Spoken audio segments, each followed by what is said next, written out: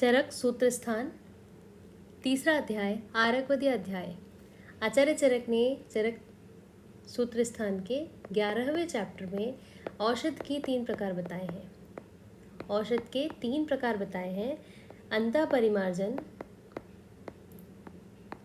बहिपरिमार्जन और शस्त्र प्राणिधान। ठीक है। अंतःपरिमार्जन, जिसके बारे में हम डिस्कस कर चुके हैं चरक सूत्र स्थान के दूसरे अध्याय अपामार्ग तंडुली अध्याय में।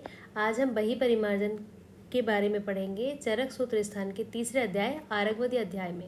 ये क्वेश्चन पूछा जाता है कि अंतःपरिमार्जन द्रव्यों का वर्णन किस अध्याय में है, तो किस स्थान में है, सूत्र स्थान में और सूत्र स्थान के दूसरे अध्याय में।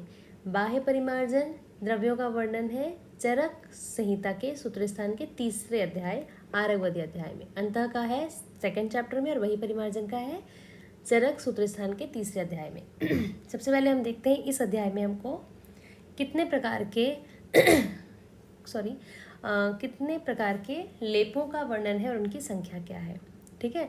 इससे क्वेश्चन नहीं पूछा जाता है कि कुष्ठनाशक की संख्या बताइए या वात विकार नाशक की संख्या बताइए। जब इस चैप्टर को आप पढ़ेंगे तो वहाँ पे आपको देखने को मिलेगा कि अलग अलग जो लेपों का वर्णन है ना, सबके लास्ट में लिखा कि ये कुष्ठनाशक होते हैं। तो टोटल हम यहाँ पे रिकॉल कर रहे हैं सिर्फ कि कितने प्रकार के कुष्ठनाशक बताए गए हैं, कितने प्रकार के वातनाशक। ठीक है। तो कुष्ठनाशक जो टोटल यहाँ पे लेपों का वर्णन है वो है 15। वात विकार नाशक लेप या प्रदेह का वर्णन है 4। वात रत्नाशक है 3। दाह शामक 2। सिरह शूलनाशक 2। उदर शूलनाशक 1। पार्श्व शूलनाशक 1। शीतनाशक 1। दुर्गंधनाशक 1। विषग्नहर लेप 1 और स्वेदहर लेप 1। ठीक है। इनसे रिलेटेड कभी क्वेश्चन नहीं पूछा गया है कि कितने प्रकार के लेपों का वर्णन यहाँ पे है। कंटिन्यू करते हैं। इस चैप्टर में हमको जो टॉपिक्स पढ़ने हैं, बहिपरिमार्जन द्रव्यों और उनके प्रयोगों का वर्णन है यहाँ पे।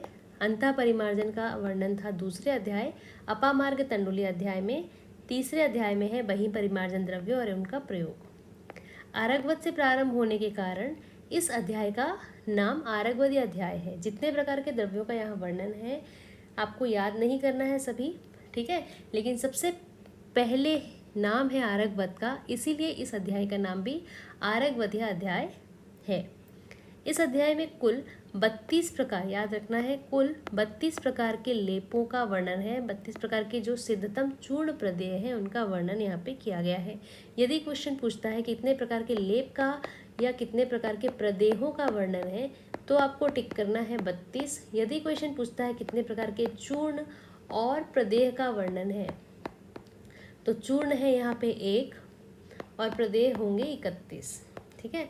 ऐसे ही हमने पढ़ा था अध्याय 2 मतलब दूसरे अध्याय अपामार्ग में भी कि कितने प्रकार के यवागु का वर्णन है। कितने प्रकार के यवागु का वर्णन है तो हम क्या टिक करेंगे, और कितने प्रकार के यवागु और पेया का वर्णन है। कमेंट करके आप बताएंगे कितने प्रकार के यवागु का वर्णन है, और सेकंड क्वेश्चन है कितने प्रकार के यवागु और पेया का वर्णन है। ठीक है। कंटिन्यू करते हैं कुष्ठनाशक लेप से। सबसे पहले कुष्ठनाशक लेप पहले नंबर पे जो है, इसमें 6 योगों का या 6 लेपों का वर्णन है। आपको कंटेंट याद नहीं रखना है।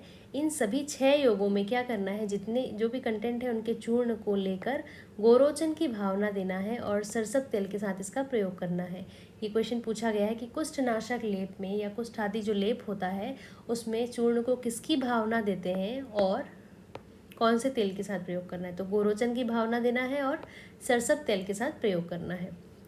इसके उपयोग से सभी प्रकार के, लगभग सभी प्रकार के कुष्ठ, नव, किलास की टिप याद नहीं करना है ना। याद मतलब कुष्ठ के लिए है तो कुष्ठ जो ये प्रकार है या स्किन डिसीजेस हैं, सभी प्रकार के स्किन डिसीजेस में इसका उपयोग किया जाता है। 6 वो योग हो गए। नेक्स्ट है 7वां कुष्ठादि लेप, ये भी है। इसमें आपको याद रखना है तक्र पिष्ट है। अगर क्वेश्चन पूछता है कि ये तैस तक्र पिष्ट है, ये क्या होता है, मतलब इसमें याद क्या रखना है आपको कि इसमें जो कंटेंट है उसको तक्र या मट्ठे से पीसकर सरसों तेल के अभ्यंग के बाद इसका लेप लगाना है। ठीक है। तो तक्र पिस्टे से आपको याद रखना है कि कौन से लेप में कंटेंट को या चूर्ण को तक्र के साथ पीसा जाता है। तो तक्र के साथ किस में पीसा जाता है, कुष्ठ आदि लेप में। ये आपको याद रखना है कि तक्र से साथ पीसने के लिए कंटेंट या चूर्ण का उपयोग किया जाता है कुष्ठ आदि लेप के लिए। ठीक है, फिर नेक्स्ट है कुष्ठ आदि चूर्ण। अगर क्वेश्चन पूछता है टोटल प्रदेह तो 32 है, और चूर्ण और प्रदेह पूछता है तो एक जो है वो चूर्ण है और उस चूर्ण का नाम है कुष्ठ आदि चूर्ण। ठीक है, यहाँ 31 प्रदेह या 31 लेपों का वर्णन है और एक चूर्ण है वो है कुष्ठ आदि चूर्ण। 9वां जो यहाँ पे है 9th नंबर का मनःशिलादि। 10वां है तुत्थादि लेप। इसमें भी कुछ आपको याद नहीं रखना है, दोनों ही कुष्ठ आदि लेप के अंतर्गत आते हैं। नेक्स्ट है रसांजनादि लेप। रसांजनादि लेप में आपको याद रखना है कि रसांजन को कपित्त के साथ या कपित्त के पत्ती जो होती है ना उसके रस के साथ पीसकर इसका लेप लगाना है। करंजादि लेप में आपको याद रखना है कि जो करंज है उसको गोमूत्र के साथ पीसना है। रसांजनादि में कपित्त के साथ और करंजनादि में गोमूत्र के साथ इसको पीसना है। ये आपको याद रखना है कि रसांजनादि लेप और करंजादि लेप ये दोनों कुष्ठनाशक है। ठीक है, जो टोटल हमने 15 पढ़े थे 15 ये भी कुष्ठनाशक है। ठीक है, तो रसांजनादि में कपित्त के साथ पीसना है इसको, और करंजनादि लेप में करंज को या करंज के बीज को, और भी कुछ कंटेंट है, मेन यहाँ पे करंज है, इसको गोमूत्र के साथ पीसना है। नेक्स्ट है हरिद्रादि लेप। हरिद्रादि लेप में याद रखना है उभय हरिद्रा, दोनों प्रकार की हरिद्रा है हरिद्रादि लेप में, और इसको भी गोमूत्र के साथ पीसना है। नेक्स्ट है यहाँ पे पाक युक्त मनःशिला। इससे ऊपर हमने 9th और 10th में पढ़ा था मनःशिलादि लेप। यहाँ पे है पाक युक्त मनःशिला। पाक युक्त मतलब किसी प्रकार से इसको पका रहे होंगे, तो किसके साथ पका रहे हैं? पलाश निर्दाह रसेन। ये इंपॉर्टेंट याद रखना है कि पलाश के स्वरस में मंद मंद आग पर पकाते हैं। ठीक है, और किस काम में यूज़ होता है? कुष्ठ निशोधनाएँ, सभी प्रकार के स्किन डिजीज़ या सभी प्रकार के कुष्ठ को नाश करने में ये सहायक होता है। पाक युक्त मनःशिलादि, एक मनःशिलादि था जो कि कुष्ठादि लेप में था, और पाक युक्त मनःशिला तो पका रहे हैं किसके साथ? पलाश के स्वरस में मंद मंद आग पर पकाना है। तो पलाश निर्दाह रसेन याद रखना इंपॉर्टेंट है। पलाश निर्दाह रसेन कौन से लेप के अंतर्गत आता है? तो ये पाक युक्त मनःशिलादि लेप, जो कि क्या होता है? कुष्ठ निशोधनाय होता है। नेक्स्ट है यहाँ पे आरगवदादि लेप। आरगवदादि लेप में क्या करते हैं? चतुरंगुलस्य तक्रेण काकमाची अश्वहन, है ना। तो आपको याद रखना, यहाँ पे फिर से तक्र आ गया है। इसमें अश्वहन मतलब कनेर की पत्ती का भी उपयोग किया गया है। ठीक है, नेक्स्ट है यहाँ पे कोलादि लेप। कोलादि लेप को यहाँ पे कोल से अर्थात बेर जो खाने वाला बेर होता है उससे है। कुल्थी, बेर, देवदारू, रासना, उड़द। आपको फिर से यहाँ पे कंटेंट याद रखने की ज़रूरत नहीं है। तो कोलादि लेप क्या है? वात विकार। ठीक है, वात विकार जो हमने लेप पढ़ा था, ठीक, कितने प्रकार के होते हैं वो अभी डिस्कस कर चुके हैं ऊपर हम। वात विकार में है कोलादि लेप, और ये क्या होती है? वात आमियानम प्रदेह। ठीक है, ये इंपॉर्टेंट है, ये आपको याद रखना है कि वात आमियानम प्रदेह, इसमें आते हैं कुलादि लेप। नेक्स्ट है वात व्याधिहर लेप। कंटेंट याद नहीं रखना है। नेक्स्ट है गंधर्व वर्ग की औषधियाँ, ये भी वात व्याधि लेप होती हैं। उदर शुलग्न ये एक होता है। तक्रेण युक्तम सक्षार मर्ति जठरे निहन्यात। ठीक है, इसमें क्या याद रखना है आपको? तक्र युक्त यव चूर्ण लेना है यहाँ पे, मतलब जौ के आटे का, और यव क्षार को तक्र के साथ पीसना है और गर्म करके पेट पर लेप लगाना है। ठीक है, पेट दर्द या उदर शुलग्न में तक्र के साथ पीसना है, यव क्षार को या जौ के आटे को पीसना है और उसके बाद पेट के ऊपर लगाना है। इससे उदर शूल क्या होता है? उसका नाश होता है। क्षार का यूज़ करना ये इंपॉर्टेंट है। यहाँ पे यव क्षार है। ठीक है, यव क्षार और जौ के आटे का। ठीक है, तक्रेण युक्तम यव चूर्णम उष्णम, गरम करना है। तक्रेण युक्तम यव चूर्णम उष्णम, यव चूर्ण को गरम करके क्षार के साथ मिला के पेट के ऊपर लगाना है, जिससे कि उदर शूल खत्म होता है। तो तक्र के साथ याद रखना है और क्षार का उपयोग करना है। फिर है नेक्स्ट वात व्याधि हर लेप। इसमें भी कंटेंट याद रखने की जरूरत नहीं बिल्कुल भी। नेक्स्ट यहाँ पे वात रक्त हर लेप, इंपॉर्टेंट है, ऐसा क्वेश्चन पूछा गया है। श्लोक अगर आपको दे देगा उभय सताहे मधुकम, यहाँ पे दोनों अलग अलग मधुक है। एक है यहाँ पे मुलेठी और दूसरा होता है महुआ। ठीक है, मधुकम छोटे ओ की मात्रा है वो है मधुयष्टि या यष्टि मधु जिसको बोलते हैं, है ना। मधुयष्टि मुलेठी, और ये जो है वो है महुआ। ठीक है, तो ये क्या होते हैं? वात रक्त हर लेप होते हैं। मधुकम मधुकम ये श्लोक अगर आता है तो वो वात रक्त हर लेप के अंतर्गत आता है। ठीक है, दोनों प्रकार के इसमें और कंटेक्ट है, लेकिन आपको श्लोक इन चीज़ों से जो कुछ अलग सी चीज़ें हैं जिनसे आपको श्लोक देख के याद आ जाएगा कि वो किस चीज़ के लिए है। वात रक्त के लिए है या वात रक्त हर के लिए। मधुकम मधुकम पवने स रखते हैं। ठीक है, वात रक्त है, पवन स रखते, वात रक्त है ना। फिर नेक्स्ट है वात रक्त में, एक है वात रक्त हर, फिर है वात रक्त में वेदना शामक लेप, घृतम च सिद्धम मधुशेष युक्तम। मधुशेष युक्तम यहाँ पे है मोम को कहा गया है। ठीक है, मोम को सिक्त भी कहते हैं, मोम को मधुशेष भी कहा जाता है। तो इसमें घृत से सिद्ध करना है मोम को और उसको लगाना है, जो कि वात रक्त में वेदना शामक का यूज़ होता है या वेदना शामक के रूप में इसको लगाया जाता है इस लेप को। घृतम च सिद्धम मधुशेष युक्तम, ये आपको लाइन देख के याद आ जाना चाहिए कि घृत से सिद्ध करके मोम को लगाया जाता है वात रक्त में वेदना शामक के रूप में। आप 2 से 3 बार इसका रिवाइज करेंगे तो अच्छे से आपको याद आ जाएगा। फिर है गोधूमादि लेप, नेक्स्ट है सिरा शूलनाशक लेप, नतोत्पलम चंदन कुष्ठयुक्तम सिरोरुजायम सघृतम प्रदेयम।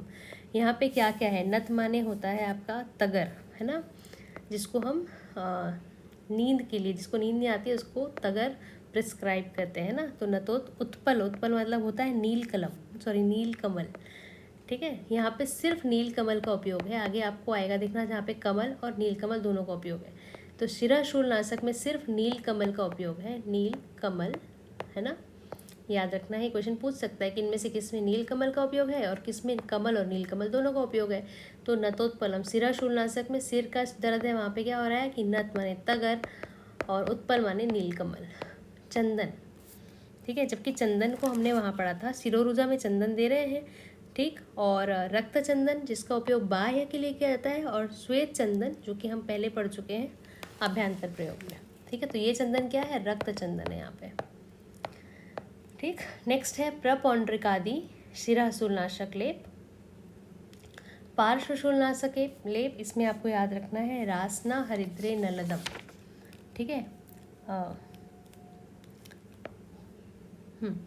तो रासना हरिद्रे नलदम, यहाँ पे है रासना हल्दी, दारू हल्दी, और नलद जिसको बोलते हैं जटामांसी, नलद को बोलते हैं जटामांसी। ठीक है, तो पार्श्वशूल में रासना आती है।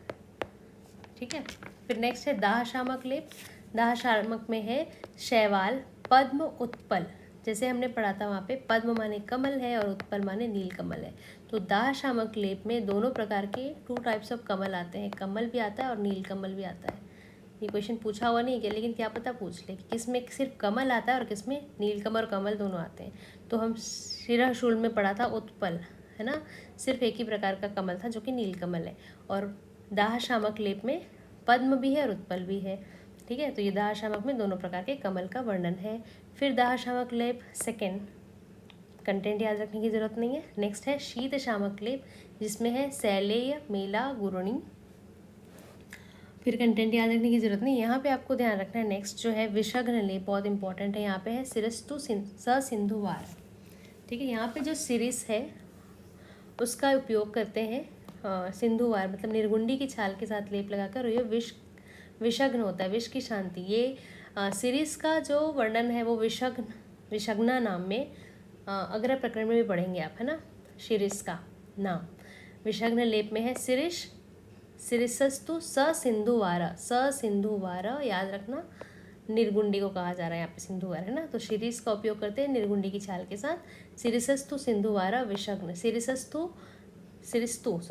शिरीष जो पेड़ होता है ना, सिरिस्तु सिंधुवार, ये होता है विषग्नादि लेप या विषग्न लेप के लिए। नेक्स्ट है यहाँ पे शिरीषादि स्वेदहर, यहाँ पे शिरीष का उपयोग है किसके साथ, लामज्जक के साथ। लामज्जक क्या होता है, हाँ, जो खश या उसीर होता है ना, तो सिरिस का उपयोग लामज्जक के साथ होता है जिसको खश या उसीर बोला जाता है, जो कि शीत वीर्य का होता है। तो ये स्वेदहर होता है। ठीक है, स्वेलिंग को कम करता है, वहाँ पे इसका उपयोग करते हैं। शिरीष का अगर उपयोग होता है सिरिश प्लस सिंधुवार मतलब निर्गुंडी की छाल अगर है तो ये विष को हरती है। और अगर शिरीष, ये चीज़ें आपको अलग अलग याद रख सकते हैं ना, सिरिस प्लस अगर लामज्जक ले रहे हैं तो ये स्वेदहर होती है, स्वेदहर। ठीक है, तो याद रखना सीरीस और सिंधुवार है तो वो विष को हर रही है, और सीरीस और लामज्जक है तो स्वेदहर है। फिर नेक्स्ट है दुर्गंधी हर। दुर्गंधी हर में आपको कंटेंट अलग से याद रखने की जरूरत नहीं है, अगर आप इसको पढ़ेंगे तो पत्राम्बु, लोभ्र, चंदन, है ना, तो चंदन से आप देख के समझ जाएंगे कि ये क्या हो रहा है इसमें, ये शरीर की दुर्गंधता को हरने के लिए एक लेप होता है ना। लोद्र, अभय, अभय का मतलब फिर से यहाँ उशीर या खश आ जाता है ना। लावंजक का मतलब ये होता है, और यहाँ उभय उशीर उभय का मतलब भी उशीर या खर होता है, खस होता है, जो कि चंदन के साथ मिलके शीतवीर्य होता है और ठंडक प्रदान करता है। यहाँ पे भी रक्त चंदन का उपयोग है ना। अंतः परिमार्जन में श्वेत चंदन होता है, और यहाँ पे बाह्य में रक्त चंदन का उपयोग है, जो कि उपयोग में लाया जाता है शरीर की दुर्गंध को हरने के लिए। Thanks for watching this video. Next video में हम डिस्कस करेंगे चरक सूत्रस्थान का 4th चैप्टर षड विरेचन शताश्रित अध्याय।